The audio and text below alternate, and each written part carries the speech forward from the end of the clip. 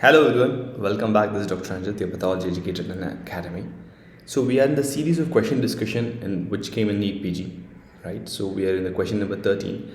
So I'm going to take a little bit of more time to discuss about this question because this question is easy, but the topic on which the question was asked, urothelial malignancies, which is a little bit new for pathology point of view, right?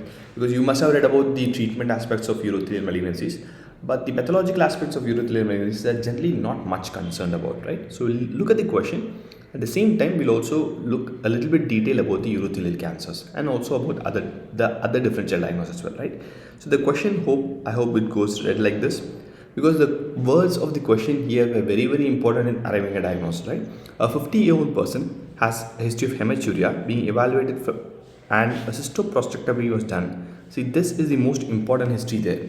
They're going to remove the entire bladder as well as the prostate. That's very important. That's a radical surgery. With the information of a cystoprostatectomy being done, I'm going to consider that I'm treating with an aggressive disease or most likely a malignant disorder. Fine, let's go ahead. The image of the bladder surgery is shown as below. I'm not sure if this is the exact image because I had different images coming from different students. So I'm just put a representative image, that's all. Most of them said it was a fresh specimen. The information what I got was they were fresh specimen and they had your mass in the bladder.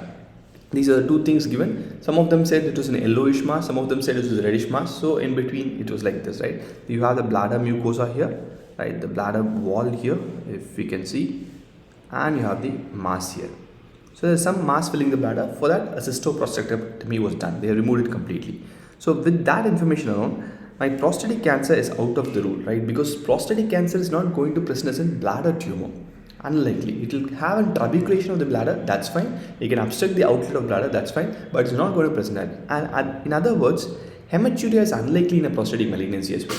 Maximum what you will have is you will have features like BPH, urgency, all those things. It won't cause an hematuria, right? Hemorrhagic cystitis again unlikely for a simple reason. Again, it's a very radical disease, radical surgery being done. I'm not going to do it for a benign lesion. And hemorrhagic cystitis, you know what drug history you should be there, right? If you know the drug history, do comment on which drug can cause hemorrhagic cystitis, right? So we have the rest two options left. These were the things where students had a confusion between, and few of the images who wrote malacoplakia had an image suggestive of malacoplakia and some of them for urothelial carcinoma. I really don't know what image came, so I'm just going to rely on the history totally. That's what we do in real life as well, right? When you have a cystoprostatectomy, it's not done for malacoplakia, it's done only for urothelial malignancy. That's my first answer here. I'm going to consider an urothelial cancer only, right? So urothelial malignancy will be the first option and I'm going to go for that. Fine. So as I said in the beginning of the video, we're going to discuss about urothelial malignancies. Generally, we don't discuss much about urothelial cancers in a biopsy, in a pathology perspective, right? I wanted to take time and discuss for the only reason we had adenoma carcinoma sequence even in bladder cancers. So when I take bladder cancers, I have two types of bladder cancers. Like the image what is seen here, it had lots of projections inside them, like exophatic mass, a papillary carcinomas, or a precursor of that, a benign papilloma, which can go to a papillary invasive carcinoma. This might have an exophatic mass. Okay, so whatever image was given in the above image, or most likely in your question as well, had an exophatic mass, most likely a papillary carcinoma, right? Invasive papillary carcinoma. Though I need biopsy to prove that, most likely an invasive papillary carcinoma. The other variant is flat. I want you to remember this as well because it's like the stomach, right? We had one infiltrative lesion and we had a proliferative lesion. Here also same, I'm having a proliferative exophatic lesion and this lesion is going to be infiltrative. Which means if I'm going to have in any future, I'm going to have a gross image which looked more or less flat, little bit ulceration there. You don't rule out urothelial carcinoma of the bladder. Transitional cell carcinoma is still possible because I have a variant called as flat urothelial malignancies, right? So as I said that, the primary importance of this discussion is we do have an adenoma carcinoma sequence because adenoma carcinoma sequence has been become a famous question since the sequence type of question started, right? Especially in NIST. So the adenoma carcinoma sequence is different for a papillary lesion and different for a flat invasive lesion. That's what we're going to see. Fine. There's an image from Robbins. All of them are from Robbins only. So you have environmental exposure, smoking, chemicals. Smoke is one of the important etiology factor for your bladder cancer. Apart from that, the paints, the environmental agents, I'm sure you must have known about the aniline dyes, right? And also benzidine, right? Benzidine. So benzene caused blood cancer and benzene caused bladder cancer. So I have few chemical exposure and I have obviously smoking, which is going to put the trigger for a normal urothelium, which can have any type of mutations. When it has KRAS, see when I have RAS mutation, RAS generally proliferates ROT, right? A gain of function mutation of RAS in addition to fibroblast growth factor receptor 3. Okay, I'm going to ask you two questions. Second question here. I do have a disease where I'm going to have a loss of function mutation in the fibroblast growth factor receptor 3. I want you to comment on that as well, right? I asked you two questions, do comment on them. So when you have these mutations, the first thing is I'll have papillary urothelial neoplasm. I'm calling it neoplasm, I'm not calling it cancer, because I have various stages. Like my carcinoma in situ of the cervix, I have various stages. We have just a papilloma, we have a disease called a spun lump. It's papillary urothelial malignancy of undetermined malignant potential, which means I'm not able to stand on this side calling it benign and not able to stand on that side calling it malignant. Then I have a low grade papillary, high grade papillary. Then comes my invasive carcinoma. So for it to become invasive carcinoma, we need more additional changes, genetic changes. We are not sure about what exact changes it causes. We are in the process of development. Hopefully when the next edition of WHO or Robbins comes, I will know exactly the sequence. The purpose and the requirement of knowing the sequences. See, I know that from a normal, these things happens, which gives a papillary neoplasm. So in future, if I can have a method to diagnose it, I can prevent it. See, this is how cervical cancer started.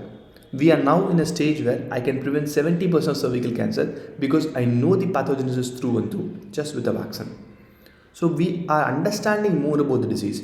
Whenever understanding comes, it will translate into the treatment or the prognosis in future.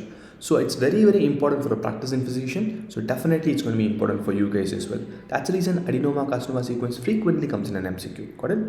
So if it's on the other hand, when we're going to have a flat invasive carcinoma, the first problem will be in your tumor suppressor genes. Tumor suppressor genes is going. Here what happens is there is no suppression of the cancerous cell, right? In other words, there is no negative stimulus, that's all. RAS has more positive stimulus. When I have more positive stimulus, automatically if this is my surface, it keeps on growing like this. Here I don't have negative stimulus, that's all. So it's going to lay down flat, right? So flat, yes, definitely I'll have some irregularity, and again with more additional mutations, it's going to cause an invasive carcinoma, right? This is what in short about my papillary urothelial neoplasms and the flat urothelial neoplasms. Hopefully urothelial neoplasms will be more discussed in your surgery. The treatment aspect is important because my flat, your pun lump, papilloma, low grade might be treated conservatively. I will not require a radical surgery unless the clinical condition warrants, right? Beta HCG, your BCG vaccine is one of the BCG products is one of the ways to treat a superficial bladder cancer, right? And I'm sure you must have known that an invasion into the muscularis propria is very, very important in staging your bladder cancer as well, right? So that staging part, I'm sure in your surgery, and the treatment part, surgery must have been proficiently taught you more than me, right? So you go with that. So pathological perspective, they started for urothelial malignancy. Hopefully there'll be more systemic pathology questions in next, because it's integration. I can integrate more in systemic pathology compared to your general path and hemat, fine? Okay. So we'll come to the other person. The other big shot in this room is malacoplakia, right? So I said that malacoplakia has been asked once or twice before, not in the treatment perspective, not in gross. The only thing which was concentrated more in malacoplakia is my Michaelis-Guttman bodies. So when I have malacoplakia, why do I have malacoplakia as my first question? See, what happens in malacoplakia is there is a defect in my phagocytes. So there is some defect, there should be an intrinsic defect in my macrophages, in my phagocytosis. So what happens is when my macrophage is defective, I am right in saying that the infections which happens, my macrophage is not able to clear it completely. So they are a bit inefficient. So what happens is these infections keeps on staying there, becomes a chronic infection, that's all. So I'm going to have macrophages which is going to eat them, not able to destroy them, is going to keep on accumulating in the microscope, right? So since they are defective macrophages, I'm going to have more, or I'll have a recurrence of infections. When infections recur, obviously the macrophage which is not able to destroy it, and macrophage starts accumulating. See, here macrophage starts accumulating, right? So it has partly destroyed it, partly not destroyed it. That's why it keeps on accumulating. So this cytoplasm of macrophages will have changes, will have calcification. Fine. It's a long-term process. So definitely calcification is a part and parcel of it, like a dystrophy calcification. That's all. So these macrophage calcification, the structure which in microscopy was called as Michaelis-Guttman bodies. Okay. This was the question which was asked before. Michaelis-Guttman bodies is a macrophage seen in malacoplakia with inbuilt calcific deposits and a little bit of PA's positive material as well. Fine. So this was the one which was asked previously. Now they were given a gross image. See, gross image of malacoplakia, one thing I am sure that it's macrophage, right? Whenever I'm going to have macrophage, am I right in saying that there's going to be lots of yellow color material? That's my first clue. Every macrophage has a clear cytoplasm. Every macrophage, when it has a clear cytoplasm, I'm going to think that it's fat rich. Obviously it is, right? So I'll have lots of yellow color material in the gross. So I know that in the gross. We'll look at the gross soon.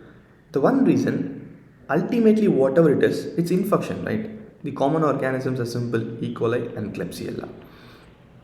The problem here is my body is not able to eradicate these guys, so it becomes a chronic inflammation. That's it. So how do you treat an infection, chronic infection or acute infection? Do we go for a radical surgery like cystoprostatectomy? I don't. I'm going to give a trial of antibiotics, that's all. So now you might argue that you must have seen in Robbins the image of malacoplakia in the gross, which is looking similar like this, right? That this must be post-mortem. I am not going to treat an infection with a radical surgery of taking a very important decision of removing the bladder. Never. And one more thing which makes sure it's in post-mortem images, so you can see the ureters as well. No one is going to take the ureter, no one is going to take the cuff of the bladder, nothing, right? So this is not the treatment for malacoplakia. I'm going to try with an antibiotic. Maybe later on I can do some surgical assistance might be required, right? That your surgeon will tell.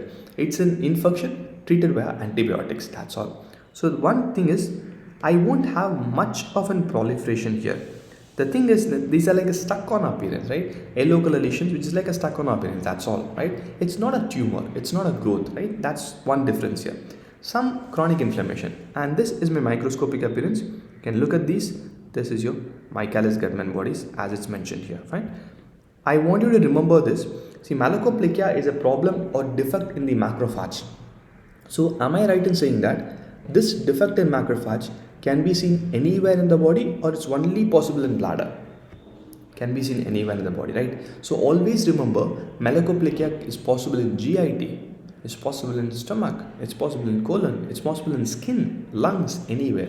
It's a systemic problem where my macrophage is not functioning properly, so I can have the same condition anywhere in the body, right? I want you to remember that as well, right?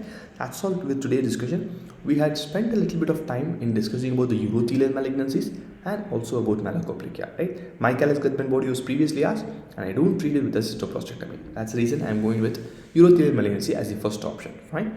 Do download the Unacademy app. We have a series of discussions by me for NSIT, which will be starting from the first week of October. Hope to see you and we'll learn together more. If you have any queries or recall based, is there any wrong recall in this question particularly, do comment down. Let's reconsider it if it really changes the options, right?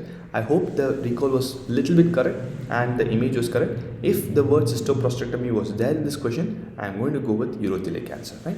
Thank you for your time. See you soon in one other video. Till then, bye bye from Dr. Ranjith. Bye bye.